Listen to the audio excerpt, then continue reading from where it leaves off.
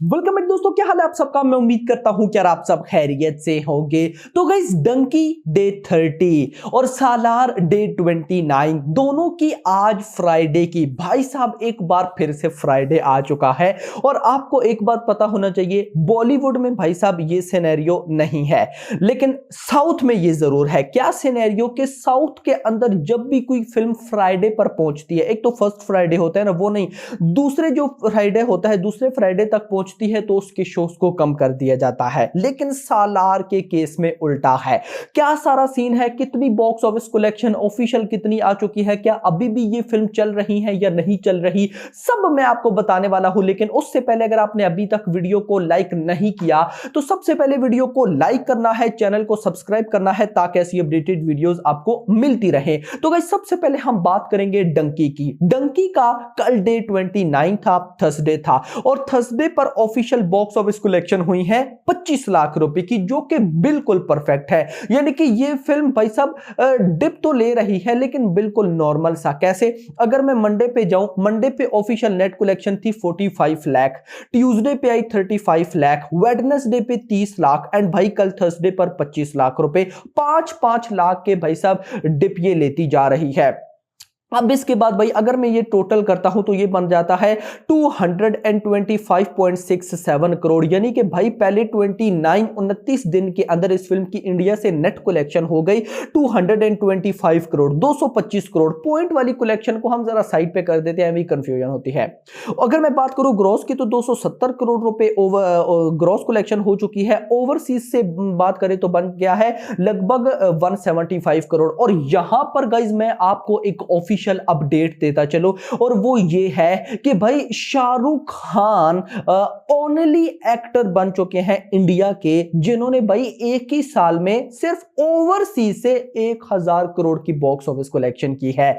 यानी कि भाई इंडिया से नहीं, ओवरसीज से 1000 करोड़ एक साल में। बहुत से बड़े बड़े एक्टर्स हैं जिनकी इंडिया से भाई साहब कलेक्शन एक साल की 1000 नहीं होती, 1000 करोड़ नहीं होती, और वहीं पे शाहरुख खान ओवरसीज में भाई साहब एक साल में 1000 करोड़ कमा रहे हैं तीनों फिल्म से। पठान, जवान एंड डंकी, तीनों की ओवरसीज कलेक्शन को मिलाया जाए तो वो लगभग 1000 करोड़ बन रही है। ये ऑफिशियल अपडेट आई और ये बहुत बड़ा रिकॉर्ड है भाई, ये कुछ छोटा मोटा रिकॉर्ड नहीं है। यानी कि इंडिया की हद तक तो हमने सुना था कि भाई ये एक्टर है, इसकी इंडिया से एक ही साल में 1000 करोड़ है, ये है वो है। बट भाई यहां पर शाहरुख खान, मैंने बोला ना, शाहरुख खान ने भाई 2023 लास्ट ईयर में जितने रिकॉर्ड्स क्रिएट किए हैं ना, इतने रिकॉर्ड्स आज से पहले ना तो कोई क्रिएट कर पाया है, और फ्यूचर में भी भाई दूर दूर तक नजर नहीं आ रहा कि कोई इन रिकॉर्ड्स को बीट करेगा या इनसे भी बढ़कर क्रिएट करेगा। देखो ना, पहले ही इतने रिकॉर्ड्स थे और अब नया कि भाई ओवरसीज के अंदर एक ही साल में 1000 करोड़ शाहरुख खान ने कमाया।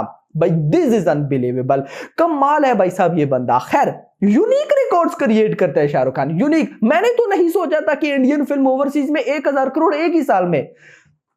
This is unbelievable. खैर, 400 करोड़ की कलेक्शन थी पठान की, 400 करोड़ थी जवान की, 175 करोड़ हो गया है भाई साहब डंकी का, तो ये टोटल बनता है 975। तो 25 करोड़ इन लोगों ने कहां से डाला मुझे नहीं पता, लेकिन 1000 करोड़ की न्यूज आई है जो कि कमाल है। खैर, हम डंकी पर थे। पहले 29 डेज के अंदर इंडिया से नेट कलेक्शन 225 करोड़ ग्रॉस बनी, 270 करोड़ ओवरसीज से 175 करोड़, और टोटल हो गया 445.40 करोड़ रुपए। यानी कि भाई साहब थोड़ा सा रहता है। अगर मैं बोलूं कि भाई 4.60 करोड़ रह गया है 450 करोड़ की वर्ल्ड वाइड ग्रॉस कलेक्शन होने में, अकॉर्डिंग टू ट्रेड, तो ये गलत नहीं होगा। मेकर्स का आजकल कोई पोस्टर नहीं आ रहा, बट मुझे इतना बिलीव है कि अब मेकर का जब भी पोस्टर आएगा 470 करोड़ प्लस होगा। यानी कि अगर एट द एंड मैं ये बोलूं कि भाई ट्रेड के नंबर्स में तो ये फिल्म लाइफ टाइम 450 करोड़ तक चली जाएगी, लेकिन मेकर्स की बड़ी कोशिश थी कि मेकर्स के अकॉर्डिंग ये फिल्म 500 करोड़ को टच कर ले, लेकिन भाई साहब नहीं कर पाएगी।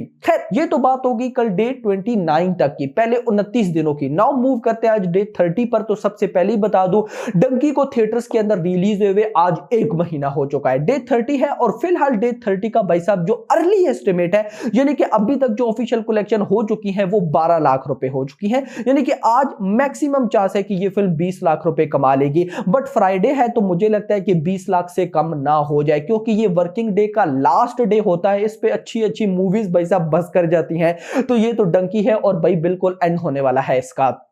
लेकिन फिर भी 18 से 20 लाख रुपए प्रिडिक्शन में लेकर चलूंगा। अगर 20 लाख रुपए भी आता है तो ये ग्रॉस लगभग 25 लाख तक चली ही जाएगी। ओवरसीज में आज फ्राइडे है तो भाई साहब कलेक्शन ठीक आ जाएंगी, 20 लाख रुपए ओवरसीज से भी आएगा। तो अगर मैं ये बोलूं कि डंकी ऑन डे 30 अपने 30वें दिन इंडिया से नेट कलेक्शन 18 से 20 लाख रुपए कर रही है and world wide gross collection 35 से 40 लाख रुपए कर रही है। अब देखना इंपॉर्टेंट होगा कि कल सैटरडे है और परसों संडे है, इन दोनों दिनों में ये क्या कुछ कर सकती हैं।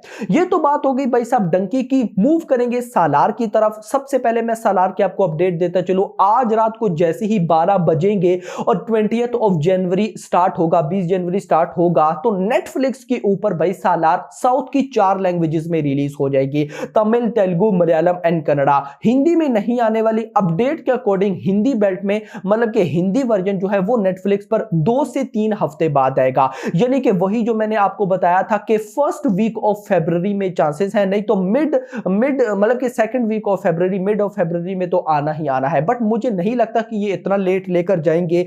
फर्स्ट फरवरी यानी कि फर्स्ट वीक ऑफ फरवरी में भाई साहब सालार हिंदी बेल्ट में भी नेटफ्लिक्स पर आ जाएगी। अब रिलीज क्यों नहीं की गई हिंदी बेल्ट में, जरा वो देखो। कल था भाई साहब थर्सडे, डे 28 था।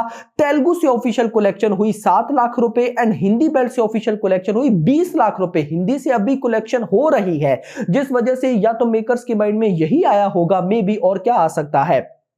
टोटल बना 27 लाख। यानी कि कल डे 28 पर सालार की इंडिया से नेट कलेक्शन हुई है 27 लाख रुपए। और अच्छा रहा इसका भी वीक, जैसे मंडे आया तो 55 लाख रुपए, ट्यूसडे पे 36 लाख रुपए, डे 27 पे 32 लाख रुपीस और डे 28 था कल थर्सडे था तो 27 लाख। अब अगर इसको मैं टोटल करता हूं तो भाई पहले 28 डेज, पहले 4 हफ्तों के अंदर जो इस फिल्म की ओरिजिनल लैंग्वेज तेलुगु है, तेलुगु से ऑफिशियल नेट कलेक्शन हो गई 217.95। अगर मैं इसको 218 करोड़ भी बोलूं तो ये गलत नहीं होगा। मलयालम 11 करोड़, तमिल 19 करोड़, कन्नड़ा 5 करोड़, हिंदी बेल्ट 151.95 यानी कि 152 करोड़ हो चुका है। अगर मैं इसको टोटल करता हूं तो ये बनता है 405 करोड़ रुपए की नेट कलेक्शन, 405 पॉइंट समथिंग है, 480 करोड़ ग्रॉस हो चुकी है, 134.50 ओवरसीज से एंड 614 करोड़ रुपए की official world wide gross collection हो चुकी है according to trade. 614 and 405 crore की नेट कलेक्शन। नोट दैट ये ए रेटेड फिल्म थी। ए रेटेड की कैटेगरी में इंडिया से 400 करोड़ की नेट कलेक्शन ब्लॉकबस्टर का टैग बोलते हैं भाई साहब इसे। अब भाई साहब इसके बाद अगर मैं बात करूं आज डे 29 की, तो डे 29 का अर्ली एस्टिमेट है 20 लाख रुपए। मैंने स्टार्ट में ही आपको बोल दिया था कि बॉलीवुड नॉर्थ इंडिया में ये चीज नहीं होती, साउथ में होती है कि साउथ में जब भी पहला फ्राइडे या अगला फ्राइडे या उससे अगला दूसरा तीसरा चौथा जो भी फ्राइडे आएगा उसमें शोज कम होते जाएंगे। लेकिन अभी गुड न्यूज ये है कि बहुत से गुंटर कारम के शोज जो कि फ्राइडे पे कैंसिल होने थे वो कैंसिल होकर मिले हैं सालार को। बट फिर भाई साहब आज रात को सालार साउथ की लैंग्वेजेस में आ जानी है, तो कल देखते हैं कि ऑफिशियल कलेक्शन कैसी आती है। So hope for the best. अभी तक के लिए इतना ही। होप आपको वीडियो पसंद है तो पसंद है तो वीडियो को लाइक करो, चैनल को सब्सक्राइब करो और अगली आने वाली वीडियो के लिए थैंक्स फॉर वॉचिंग।